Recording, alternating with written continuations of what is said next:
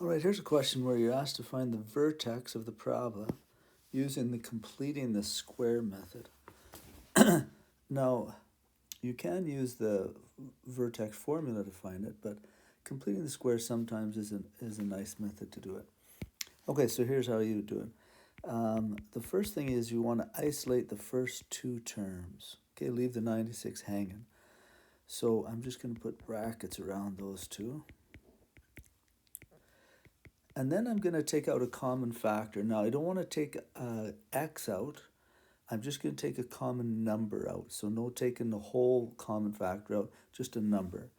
And what I'm looking for down here is I want to have x squared. Okay? So it looks like I can divide both by 4. So I'll take a 4 out, and this would be plus 10x plus 96. So far I've just factored something. Now, with what's inside there, I want to make a perfect square.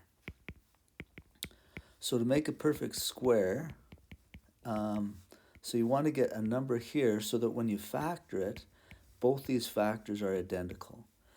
And the way you get that is you take the 10, divide it by 2, close your right eye. No, you don't need to do the eye thing. And then square it. Did you actually close your right eye? Sorry.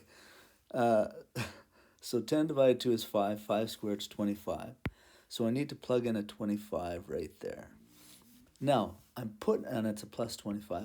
I'm throwing in a number there, and I can't just willy-nilly throw in a number. I've got to be able to compensate for that somehow.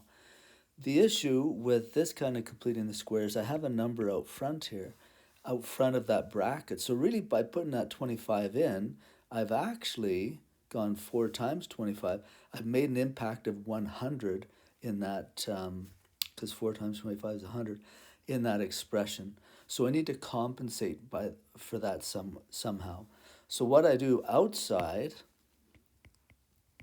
and I guess I could put something inside. There's lots of different ways to do it. But the way my mind works is I need to compensate with something out here.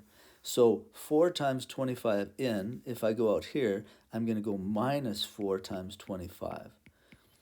So this part will give me a positive 100. This is going to be a negative 100. And those two compensate. They cancel each other out.